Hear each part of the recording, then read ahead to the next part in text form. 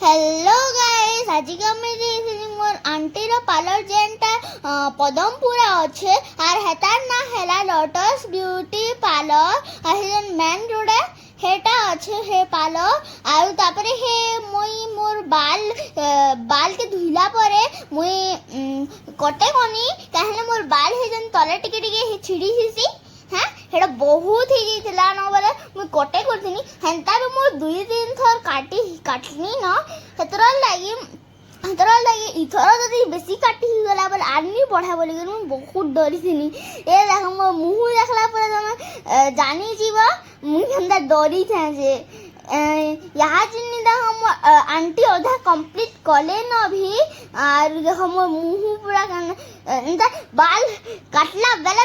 mobile से busy अच्छा हेड़ा हेयर ड्राई थी यहाँ जिन्नी मदे सुखे सन मोर बाल के आ पछा के देखो बहुत शाइनी सॉफ्ट एंड शाइनी थीबा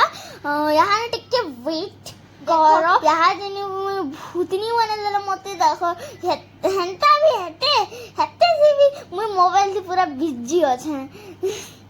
वो पूरा हीरा एंड चमकी छे वो मोर बाल यहाँ देखो पूरा हाथे सोल्डी देले मोर माट के जे पूरा सोल्डी दिछला वो मते तो पैन एंड लागला जेन पैन सोल्डी सी हेंता पूरा सोल्डी जीथे